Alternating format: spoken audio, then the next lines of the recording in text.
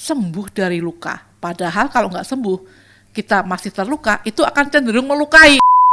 Sangat sensitif, sangat baperan, itu dampak dari dia belum pulih.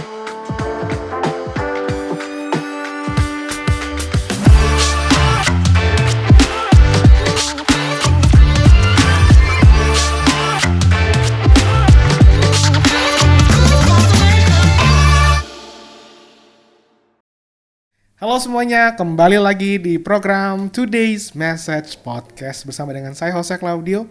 Dan kita akan ngobrol seru tentunya di setiap episode dari Today's Message.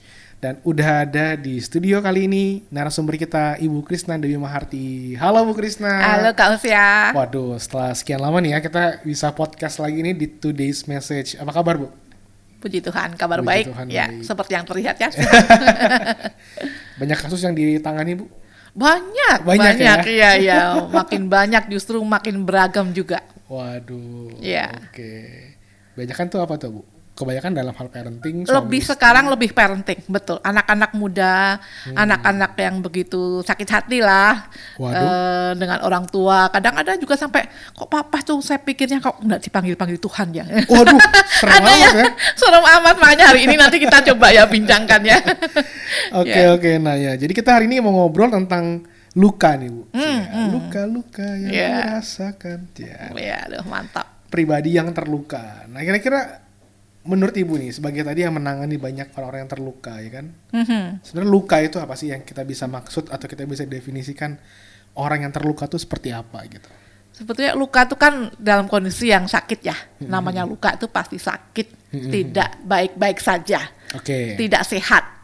Ya, masalahnya yang kita mau bicarakan bukan masalah luka badan nih. Bukan luka badan ya? Itu dia, kalau bukan luka jatuh dari motor terluka ya? Iya, lecet-lecet gitu ya, sehingga kalau kemudian diobatin ataupun dibawa ke rumah sakit, misalnya patah tulang pun gampang, istilahnya gampang tertangani.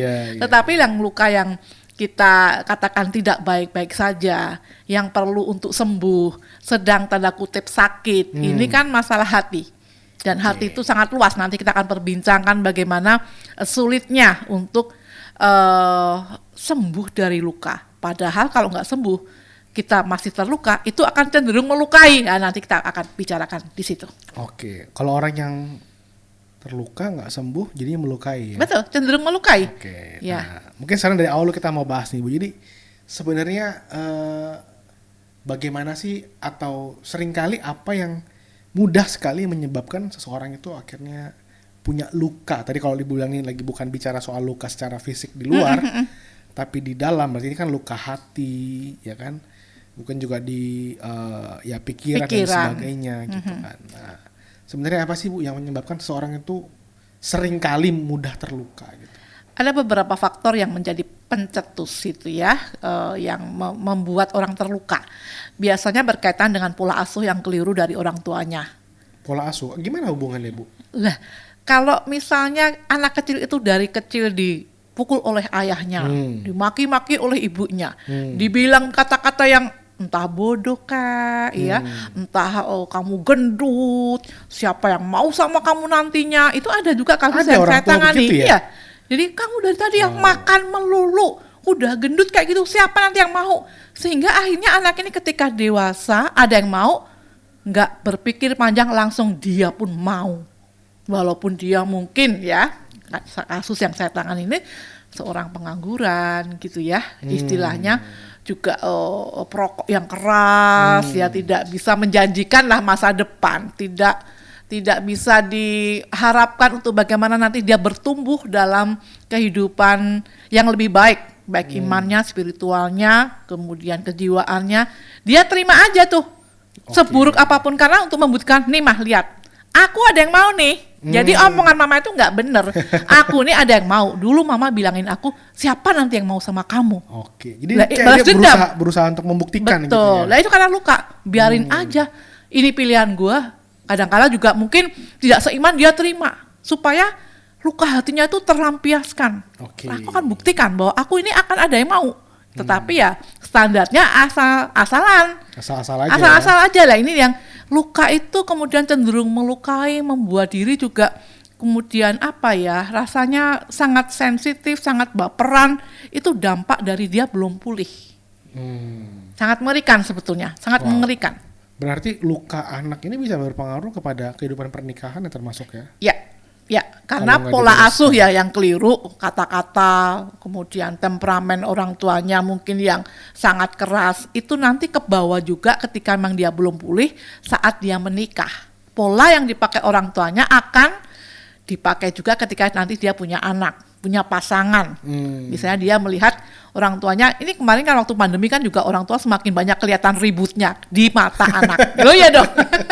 Sama ini kalau anak cuma sekolah nggak kelihatan ya. Iya. Begitu sudah pandemi kemarin di rumah banyak waktu, aduh lihat papa mamanya ribut terus. Jadi anak juga, waduh saya pusing lihat mami papi saya. Ya itu jadi luka. Jadi luka, males saya di rumah ini. Bayangin Bu Krisna gitu ya, ribut terus mereka. 2 orang dewasa tapi ribut terus. Saya nggak bisa, mau sekolah juga nggak bisa. Sekolah harus di rumah. Nah ini kan juga luka yang tersimpan di memori anak. Padahal Tuhan itu mau bahwa kalau saya ambilkan ya firman Tuhannya di 1 Tesalonika 5 ayat 23 itu mengatakan semoga roh, jiwa dan tubuhmu itu terpelihara sempurna. Ya, supaya nggak bercacat pada kedatangan Tuhan Yesus kita. Jadi Tuhan pun melalui Rasul Paulus menghendaki kita itu jiwanya sehat. Mental sehat, isu mental health gitu kan saat ini begitu mengemuka ya, gara-gara konflik-konflik luka hati yang belum terselesaikan itu. Baru saja tadi saya memimpin sebuah persekutuan karyawan di daerah Cengkareng ya. Kan lama nggak ketemu nih setelah pandemi, baru ada mulai onset lagi. Dibilang, Bu Kisah tambah muda. Waduh, saya senang sekali ya. Berarti kan tidak ada luka hati. Ya, tidak ada sebuah kebencian, kepahitan yang saya simpan. Karena kalau luka hati itu memang kelihatan semakin tua, tubuh juga semakin tidak sehat, karena dia unhappy. Nah ini nih yang memang butuh proses, nggak mudah. Tetapi dengan campur tangan Tuhan, kasih karunia Tuhan, itu bisa. Karena kalau misalnya saya ribut sama Kak Hosea nih, ya kita berrekonsiliasi, berdamai antara Kak Hosea dan saya, itu udah Bu, maaf ya beres Bu, beres. Tapi besok ketemu lagi, gua males ngomong. Kayaknya cuman sekedar bisa, saya udah mengampuni, tapi cuman memendam. Enggak gitu. Makanya sebetulnya ketika mengampuni itu sebuah keputusan pribadi dia dengan Tuhan. Makanya butuh kekuatan sungguh dari Tuhan. Mungkin kita akan berurai air mata duluan sebelum ketemu orang itu atau mengambil keputusan mengampuni. Tetapi memang itu yang terbaik, cuman butuh waktu. Dan mungkin ada baiknya kalau kita udah sakit hati atau kita kesal sama seseorang, kalau mau beres jangan diulang-ulang terus ya, diomongin terus ya. Betul. Kadang kalau kita kan udah kecewa, sakit hati, pahit, diomongin terus kan gini makin inget terus ya Bu ya. Iya. Itu juga penting sih, karena saya ketemu beberapa orang tadi kayak bilang sudah mengampuni kok, tapi tiap kali ketemu diulas lagi tuh, diomongin lagi yang pernah terjadi, diungkit gitu lagi. Itu cuma memendam sementara, menyingkirkan pura-pura, tetapi sebetulnya belum betul-betul mengambil keputusan mengampuni. Jadi kalau gitu sampai kapan tuh Bu, luka itu boleh ada di dalam hati kita? Asik. Memang sampai kapan? Luka itu memang tidak bisa serta-merta sembuh. Itu yang harus dipahami oleh siapapun di pendengar podcast kita ya saat ini. Nggak bisa dipaksakan, ampuni. Ya, karena luka itu harus alami, normal. Biarkan berjalan sesuai dengan memang kasih karunia Tuhan dan kesiapan orang itu sendiri. Kak Hosea mungkin mengampuni bisa 1 bulan. Buat saya mungkin perlu waktu 3 bulan. Buat orang lain mungkin 1 tahun. Jadi tidak bisa dengan gamblang kita mengatakan butuh waktu sekian. Karena hati masing-masing orang berbeda. Ya, dan itu butuh sungguh-sungguh komitmen bahwa dia mau mengampuni, minta tolong ke Tuhan. Saya mau hidup bahagia, tidak mau dihantui oleh kebencian. Saya mau sehat. Ya, saya akan siap untuk besok minggu ketemu dengan dia. Saya akan jabat tangannya, saya akan kasih kue, misalnya begitu ya. Itu kan bagian dari kita membentuk kembali relasi yang baik kan penuh dengan cinta. Dasarnya pengampunan itu cinta kasih Kristus kok. Ya, unconditional love. Dan memang kadang menurut saya juga hubungan kita tuh jauh lebih penting daripada kemenangan argumentasi kita. Betul. Kan kadang-kadang kita kan bisa sampai rusak hubungan karena kita mau mempertahankan argumentasi kita diterima, ya kan? Atau mungkin paling enggak orang itu menganggap iya lu yang bener gue yang salah gitu kan. Itu kayak kita baru puas gitu kan. Tapi kan di tengah-tengah itu akhirnya malah banyak luka yang akhirnya kita bangun dalam diri orang tersebut dan juga kepada kitanya juga. Itulah juga makanya beres, orang yang gitu kan, terluka, belum sembuh, belum pulih, itu cenderung melukai. Melukai buat siapa? Ya orang lain, ya dirinya sendiri dan orang-orang sekitar yang terdekat. Iya. Ya, apa-apa kemudian sensitif. Udahlah, nggak usah mikirin itu. Udahlah, lu nggak usah lakukan itu. Ya, kemudian gampang nyerah, gampang putus asa, gampang menyalahin keadaan. Itu bentuk belum pulih. Dikit-dikit baperan, dikit-dikit kemudian reaktif. Tetapi kalau orang yang sudah reaktif. mengampuni, dia lebih banyak mendengar, lebih sabar, lemah lembut, responsif bukan reaktif gitu ya, dan tentu melihat segala sesuatu lebih mau jangan sampai terulang lagi, lebih dia legowo ya, berbesar jiwa. Jangan sampai saya komen dulu sebelum saya mengerti sesungguhnya. Ya, jadi banyak hal yang perlu dipelajari ketika pulih itu. Pasti dia lebih sabar, lebih hati-hati bicara, ya, daripada ntar nyakitin lagi. Atau saya juga terluka sendiri ketika saya berkomentar atau memberikan masukan nggak diterima, misalnya, terus kemudian konflik. Nah ini yang kalau teman saya Pak Julianto Simanjuntak, terluka itu atau luka hati itu justru menjadi properti, alat untuk kita semakin bertumbuh dekat dengan Tuhan, makin dewasa, makin ngerti bagaimana menghapus, tanda kutip ya, menghapus air mata orang lain, karena kita udah ngerasain. Bayangin kalau saya sebagai konselor belum pernah terluka, kemudian menyembuhin orang dengan, ibu pasti bisa, ibu nggak sendirian, nggak apa-apa bu, nangis dulu. Nah, saya nggak pernah nangis sementara misalnya. Jadi properti itu alat untuk membuat kita semakin dewasa dan semakin bijak. Iya, jadi sebenarnya ada sisi juga kita harus bersyukur ya kalau kita terluka ya. Betul. Karena itu proses Tuhan yang ya tadi bertumbuh, dewasa, bahkan kita bisa menjadi berkat buat orang dengan apa yang pernah kita alami. Betul, ya. Gitu kan, Ibu, ya. Makanya kalau di Filipi 1 ayat 29, Tuhan tuh mengatakan kepada kamu, ya, tidak hanya dipanggil untuk percaya saja, tetapi juga untuk menderita bersama Kristus. Lah kalau kita bilang sebagai orang beriman, nggak pernah bergumul, nggak pernah terluka. Yesus terluka loh. Kemarin ada saudara saya yang aduh, dia mengatakan saya nggak mau undang dia di pernikahan anak saya. Saya bilang, hamba Tuhan loh kamu, saya mengatakan, ya saya udah ngampuni tapi nggak mau undang. Nggak ngampuni. Iya, makanya tuh saya bilang mengampuni tapi nggak mau undang. Ini keluarga besar, nanti ada yang bertanya si A, si B yang terluka jadi batu sandungan, kenapa dia nggak diundang. Kalau dia tak undang, aku terluka, paling terluka sedunia. Lah Yesus terluka loh, bukan sedunia lagi, semua dosa-dosa kita. Coba pikiran ulang. Ya puji Tuhan, akhirnya dia mengundang. Krishna, aku mengambil keputusan untuk yes. Itu terbaik. Tuhan pasti akan membuat kamu kuat, dewasa, semua keluarga besar happy. Nah ini keluarga yang memang lukanya udah puluhan tahun gitu ya. Tetapi saya coba kamu renungkan, Kristus pun kalau kamu ngomong menderita, dia lebih menderita dari kita. Siapalah kita kalau nggak mau mengampuni? Padahal kita kan juga diampuni oleh Kristus. Nah itu yang kemudian dia sampai menangis minggu depannya baru mengatakan, Krishna, aku mengambil keputusan untuk mengundang. Wah itu kan luar biasa dan semua menjadi sukacita, terharu gitu ya, lama nggak jumpa gitu kan, bisa komplit ketemu. Nah sekarang yang terakhir nih Bu, gimana deh kalau misalnya gitu kita udah tahu bahwa luka itu bagaimana penyebabnya dan juga ternyata ada bagian penting di mana bisa mendewasakan kita. Nah sekarang gimana supaya kita nggak mudah terluka, dan yang kedua gimana kalau yang sudah terluka itu bisa sembuh gitu? Ya.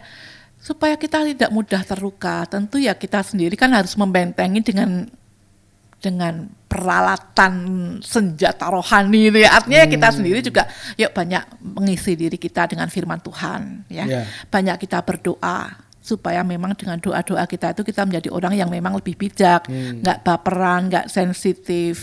Itu juga menjadi pegangan buat kita dalam berelasi untuk tidak melukai orang lain.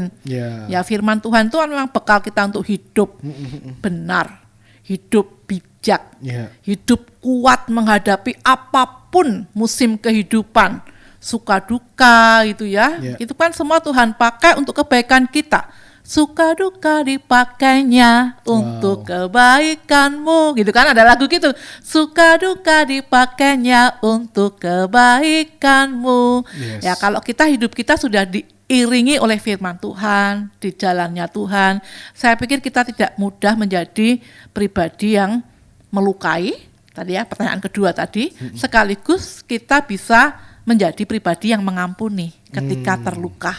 Ya, makanya yuk, makanan kita memang bukan sekedar makanan jasmani, tetapi yang rohani ini yang terus dari hari ke sehari kita perbaiki, kita tingkatkan dengan membaca firman Tuhan, dengan berdoa, dengan melakukan hal-hal yang positif, melakukan kesetiaan kita dalam pelaku firman gitu ya, bermurah hati, bersyukur, penguasaan diri. Karena kalau kita nggak menguasai diri kan gampang nyolot nih. Gampang sekali kita itu kemudian menyalahkan orang lain, terus merasa diri paling pintar. Ini kan kesombongan. Padahal Tuhan mengajarkan bahwa Tuhan itu mengasihi orang-orang yang rendah hati. Ya, rendah hatilah ya, untuk menghargai orang lain. Rendah hatilah untuk menganggap orang lain lebih penting. Surat Filipi kan juga begitu ya, untuk bisa menganggap orang lain itu lebih penting daripada diri kita. Nah, ini susah. Tetapi dengan kita berpedoman hidup sesuai dengan firman Tuhan, membaca firman Tuhan, kemudian selalu mengucap syukurlah dalam segala hal, karena itu Tuhan yang mau kehendaki dalam kehidupan kita, saya pikir kita bisa menjadi pribadi yang ketika terluka mengampuni, dan menjadi pribadi yang tidak mudah melukai orang lain. Dan kadang-kadang kalau kita mungkin bisa renungkan, tanpa kita sadari, sebelum kita terluka, sebenarnya kita sendiri menjadi pemicu untuk kita sendiri bisa melukai orang ya Bu. Maksudnya gini, kita merasa kita dikecewakan, atau kita mungkin mendapat perkataan yang kasar dari orang lain. Tapi di satu sisi lain sebenarnya kita sendiri yang membuat pemicu sampai orang itu berbuat demikian gitu loh. Mungkin dengan perkataan kita di awalnya, atau dengan perbuatan kita yang nggak pas, akhirnya dia juga reaksi melukai kita, padahal kita sendiri yang memicu luka itu bisa datang gitu ya. Makanya pentingnya orang itu introspeksi diri. Iya, betul. Ya, sebelum kita mungkin merasa diri paling benar atau apa, coba mawas diri. Betul. Kalau bahasa Jawa itu ngrumangsani. Ngrumangsani itu yang merasakan bahwa dirimu itu sekarang itu kayak apa sih? Ngaca dulu gitu. Ngaca. Ya, supaya kita nggak kemudian gampang sekali untuk salah lu, pada pemicunya kita sendiri. Ya, kita datang terlambat misalnya. Jadi kan kita udah nunggu kemana sih, gini waktunya mepet. Mepet gimana misalnya. Ya, pada kita yang terlambat, orang lain marah karena kita nggak bisa terima. Atau mungkin karena kita terlambat, ya tadi kayak Ibu bilang, terus bos kita misalnya di kantor ngomongin kata-kata yang kasar gara-gara kita terlambat. Itu kan juga bisa kan? Bisa. Kita bilang kita dilukai sama bos kita, padahal karena kita sendiri sebab akibatnya kan. Betul. Wow, seru banget Ibu untuk pembahasan ini, dan saya percaya ini bisa menjadi berkat ya buat Anda yang menyaksikan program ini. Jadi satu kata penting tadi dari Bu Krisna adalah jadikan luka itu menjadi kesempatan untuk kita bertumbuh. Ya. Walaupun memang perlu proses juga, jangan ditahan-tahan dan jangan disimpan ya, Bu ya. Luka itu emang nggak boleh disimpan, tapi itu bisa menjadi satu bagian penting tadi kalau Ibu bilang properti untuk mendewasakan, bahkan kita ke depannya bisa menjadi berkat karena kita telah melewati masa-masa itu ya. Betul. Jadi jangan stuck dalam keterlukaan kita, tapi justru kita harus bangkit dari luka yang pernah kita alami. Thank you banget Bu Krisna. Sama-sama. Ya, dan jangan lupa bagi Anda yang menyaksikan program ini bisa langsung klik share kalau Anda suka dan diberkati dengan program ini. Share kepada teman-teman dan kerabat Anda. Klik like juga. Dan yang terakhir, klik subscribe pada channel Today's Message Podcast. Saya Jose Claudio, pamit undur diri. Sampai jumpa minggu depan.